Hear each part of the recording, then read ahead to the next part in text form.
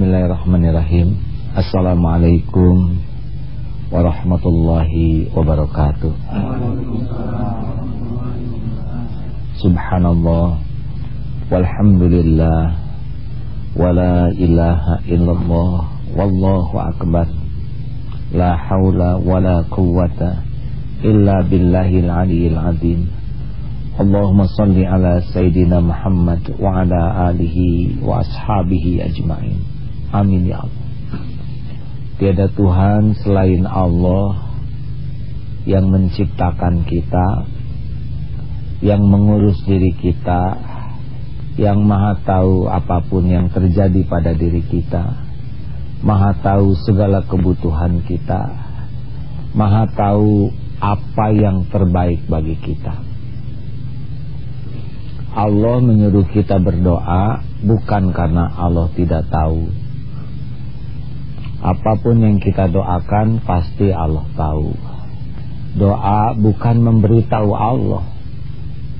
Dia maha tahu segala-galanya. Doa yang baik adalah doa yang menjadi ibadah. Doa yang baik adalah doa yang membuat kita masuk ke dalam posisi benar-benar jadi hamba Allah, dan menuhankan Allahnya itu benar-benar menuhankan Allah. Jadi si doa itu diperintahkan oleh Allah kita berdoa selain hanya mengucap, tapi yang paling penting hati kita betul-betul jadi merunduk jadi hamba Allah, dan tiada selain Allah yang diminta selain hanya Allah. Nah, kalau doanya sudah seperti ini, dekat dengan diijabahnya. Karena tidak doa juga kita sudah diberi banyak. Lebih banyak yang tidak kita minta yang Allah berikan. Karena kita juga tidak tahu semua yang kita butuhkan. Tapi cukup dari dulu sampai sekarang. Dan kalaupun Allah menyuruh kita berdoa, pasti itu untuk kebaikan kita, bukan karena Allah membutuhkan sesuatu dari kita. Kita mengakui atau tidak kepada kebesaran Allah, Allah tetap maha sempurna. Tidak berkurang kemuliaannya karena kita membangkang, tidak bertambah karena kita taat. Doa itu adalah doa itu senjata bagi orang yang beriman. Dan disebut doa itu mukhul ibadah, saripatinya ibadah. Jadi seorang yang doanya ingin mustajab, jangan ragu terhadap janji Allah, ud'uni astajib lakum. Berdoalah kepadaku, pasti akan kukabulkan. Kalau Allah sudah janji, itu pasti terjadi. Jadi kita nggak usah ragu tentang jaminan dari Allah. Yang kita ragukan justru ini doa merubah diri kita atau tidak. Karena doa yang diijabah itu yang benar-benar doa hamba kepada Allah Tuhan. Nah, coba kita lihat, la haula wala quwwata illa billahil aliyil azim. Tiada daya, tiada upaya kecuali dengan kekuatan dari Allah yang maha agung. Kita benar-benar hamba yang enggak berdaya di hadapan Allah tuh enggak ada apa-apanya. Dan Allah lah satu-satunya yang kuasa perkasa. Ini udah benar. Kalau doanya dengan begini, hati merunduk. Yang kedua, ciri hamba itu tidak punya apa-apa. Kita ini miskin, papa lahir nggak punya apa-apa, mati nggak bawa apa-apa. Semua yang ada cuman titipan aja sebentar. Ini tubuh bukan milik kita. Kalau ini milik kita ya jangan tua lah, nggak bisa. Semuanya ini genggaman Allah. Kalau kita berhasil dengan doa, ngaku bahwa saya tuh nggak punya apa-apa, cuma Engkau ya Allah yang memiliki, menguasai, Engkau yang maha kaya. Tiada selain Allah. Itu jadi doa yang bagus. Yang ketiga, kita ini bodoh. Seorang hamba benar-benar nggak ngerti kita ini. Coba 5 menit ke depan apa yang akan terjadi? Tidak tahu. Dalam hidup ini kita nyaris nggak tahu. Walaupun kita rapat mengadakan perencanaan, tapi kita tidak pernah tahu detail apa yang bakal terjadi. Hidup ini lebih banyak yang kita duga, yang tidak kita duga yang terjadi. Tidak terduga, nyaris kita tidak tahu rezeki kita di mana, makan apa nanti, bahaya apa. Benar-benar bodoh kita tuh. Kita tidak tahu bagaimana ini kuku bisa jadi, dari mana, bahannya apa. Ini aja nggak ngerti. Ini udara kenapa ada nggak ngerti. Bodoh. Ketika kita mengakui bodoh di hadapan Allah dan mengakui hanya Allah yang maha tahu segalanya, itu saat doa jadi mustajab. Kita ini tersesat, nggak tahu gimana nih hidup yang benar tuh. Tapi Allah yang menunjuki. Tidak ada yang paling tahu jalan terbaik selain pencipta kita. Ngaku. Dan kita ini kotor. Kita membuat dosa, mata, telinga, semua dosa. Dan ketika kita ngaku saya ini orang kotor, hina, hanya Allah yang maha suci. La ilaha illa anta subhanaka inni kuntu minaz zalimin. Tiada Tuhan selain Engkau ya Allah, maha suci Engkau, saya ini orang yang zalim. Berumruk. Jadi tuh, insya Allah itulah saat doa mustajab ketika kita betul jadi hamba Allah yang menuhankan Allah dengan tauhid yang benar. La ilaha illallah.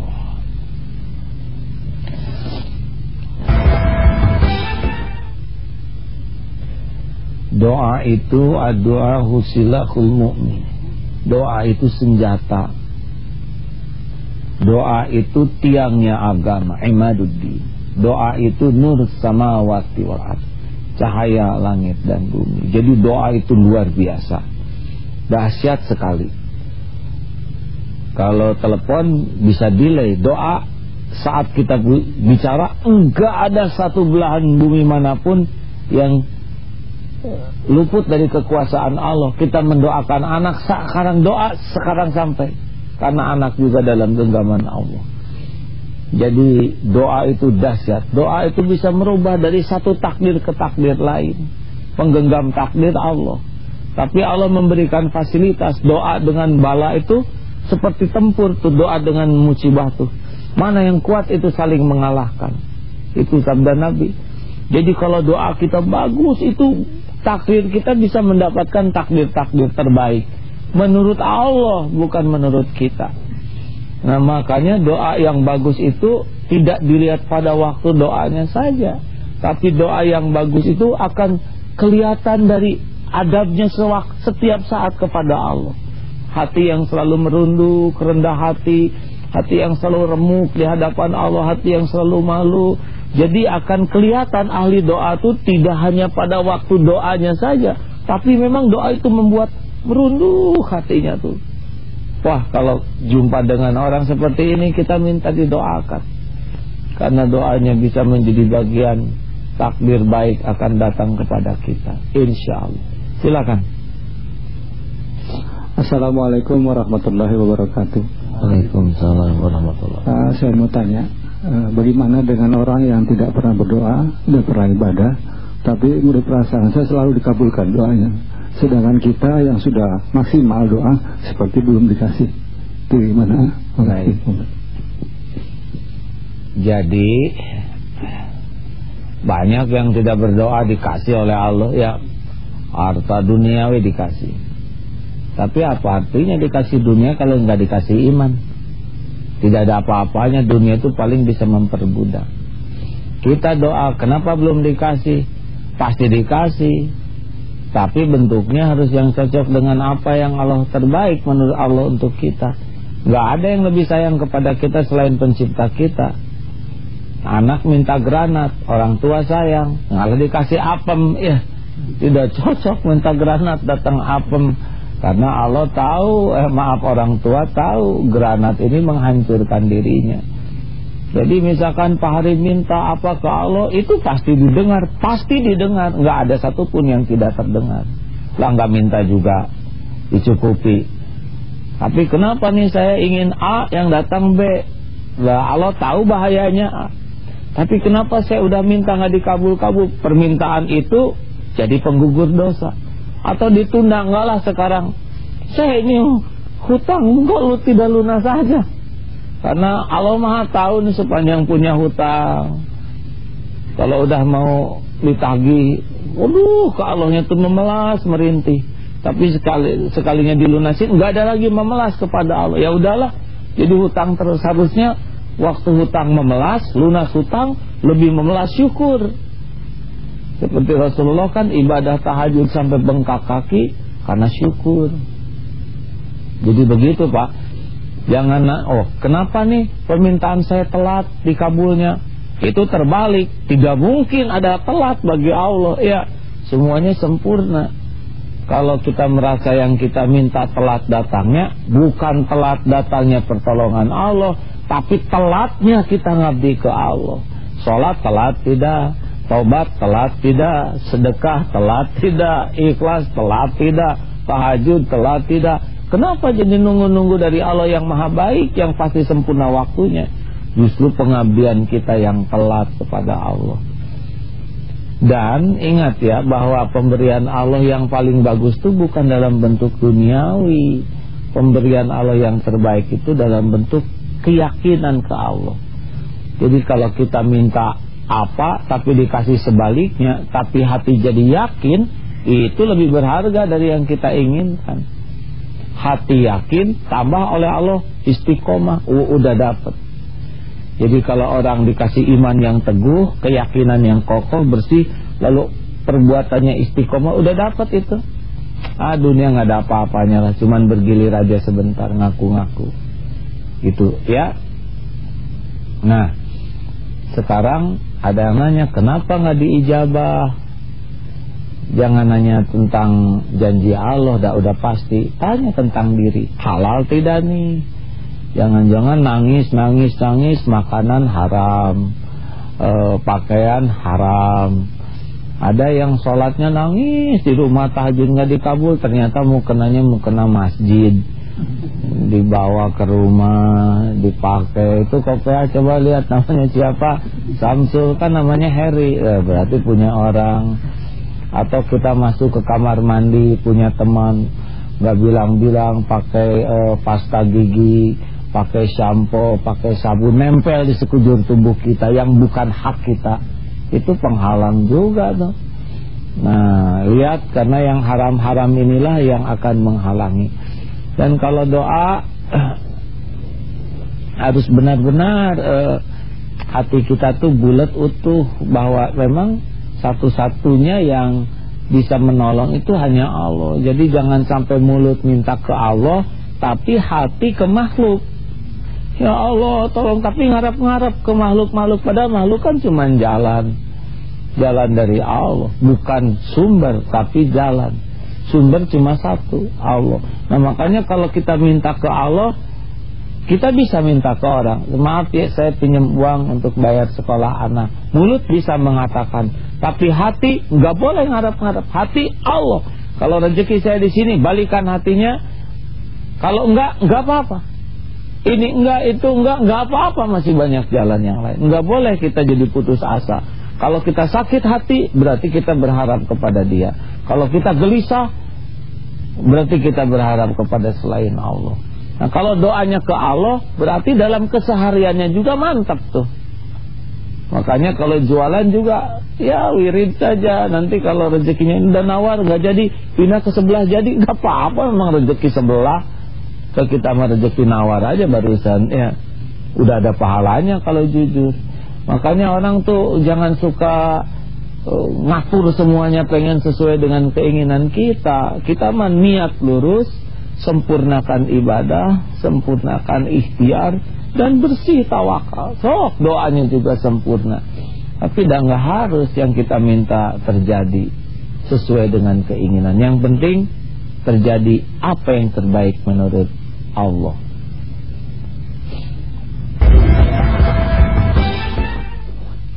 Assalamualaikum warahmatullahi wabarakatuh. Waalaikumsalam. Saya mau bertanya, kira-kira hal apa saja yang harus diperhatikan pada saat kita berdoa? Terima kasih. Baik, tidak ada contoh terbaik dari pendoa selain Nabi. Jadi kita jangan ngarang. Kalau dari segi banyak tuh ya di buku doa tuh. Misalkan doa yang semakin serius, hati kita sungguh-sungguh yakin ke Allah. Ana inda dzanni abdi bi, aku sesuai dengan prasangka hambaku. Jadi kita harus husnudzon ke Allah tuh. Nah, orang yang husnudzon ke Allah itu kelihatan dari kepatuhannya. Jadi jangan kamu ada rezeki, Allah Maha Kaya, tapi maksiat terus dia tidak berbaik sangka. Orang yang berbaik sangka kepada Allah pasti dilakukan ketaatan. Kemudian dari segi waktu udah jelas ya, banyak waktu-waktu mustajab, sepertiga malam terakhir, waktu sesudah sholat, waktu sujud, itu ada di buku doa. Juga waktu hujan lebat, nah, bisa ketika hujan lebat itu jodoh. Walaupun kenapa kamu nggak ada hubungannya hujan lebat dengan jodoh, berarti dia nggak ngerti. Hujan lebat itu salah satu, tapi pakai adab lah ya, jangan beda dengan frekuensi. Nah, kemudian saat berkecamuknya peperangan itu juga menjadi mustajab. Lalu hal-hal lain adalah yang juga tidak kalah pentingnya tempat yang paling bagus ya di Arafah, di Masjidil Haram. Itu ada kemarin kisah anak ingin sekali menghajikan ibu bapaknya. Ini punya motor, nggak punya ongkos. Kata temannya, jual aja motornya, kamu umroh sana, di sana berdoa di depan multajam. Berangkatlah umroh. Ya Allah, engkau tahu saya jual motor. Gak usah dibilangin gitu, Allah udah pasti tahu. Jauh-jauh saya kesini karena saya tahu ini tempat mustajab ya Allah. Saya minta hajikan ibu saya, engkau maha mengundang. Pulang, maha suci Allah tidak diduga dapat itu hadiah dari tabungan, sebuah mobil minibus. Mobilnya dijual, ongkos haji buat ibunya, ongkos haji buat dirinya, dan beli motor baru. Subhanallah. Nah, memang di sana dimanfaatkan betul tuh. Jadi kalau mau umroh tuh di sana ada tempat mustajab ya. Kemudian tempat-tempat lain ya, di masjid tentu banyak malaikat. Selain di tempat-tempat mustajab itu juga yang tidak kalah pentingnya adalah di dalam berdoa, waktu, tempat adalah adab-adabnya. Kita menghadap kiblat lebih baik. Kita dalam keadaan wudu lebih bagus. Mengangkat tangan ada yang sependapat, ada yang tidak. Tapi Allah tuh benar-benar tidak menyia-nyiakan orang yang menengadahkan tangan kepadanya. Kemudian memuji Allah dulu. Allah sih nggak membutuh pujian, tapi pujian itu merupakan adab kita kepada Allah. Asmaul Husna dilanjutkan dengan tobat, lalu membaca sholawat. Makin kita menggunakan adab yang baik, jadi menunjukkan keseriusan kita kepada Allah. Walladzina jahadu fina lanahdiyannahum subulana. Dan orang yang sungguh-sungguh ke Allah, Allah lebih sungguh-sungguh lagi. Yang paling enak adalah Allah mengilhamkan kepada kita apa yang akan dia berikan. Pasti kejadian tuh. Subhanallah. Makanya kalau orang hatinya bersih, nanti kalau dia minta tuh apa yang Allah berikan, akan Allah berikan, jadi mesti kejadian. Subhanallah. Baik, mudah-mudahan kita tidak ragu sama sekali. Doa aja, karena orang yang tidak mau berdoa, orang yang sombong, merasa tidak perlu ke Allah. Nyari apa, sendal, jarum, juga laporan sama Allah. Karena Allah tahu jarum yang tersembunyi di mana. Ya, apapun besar kecil minta kepada Allah. Karena Allah lah satu-satunya yang bisa menolong kita dengan caranya. Allahumma sholli ala sayyidina Muhammad wa ala alihi wa ashabihi ajma'in. Alhamdulillahi rabbil alamin. Ya Allah, ya Hayyu ya Qayyum, bi rahmatika nastaghits. Rabbana zalamna anfusana wa illam taghfir lana wa tarhamna lanakunanna minal khasirin.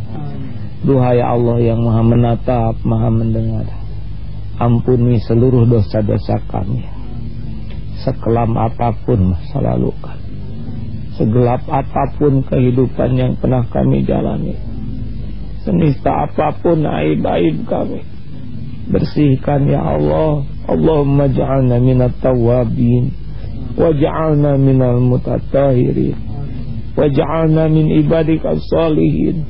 Allahumma ighfir lana wa liwalidina warhamhum kama rabbawna shighara.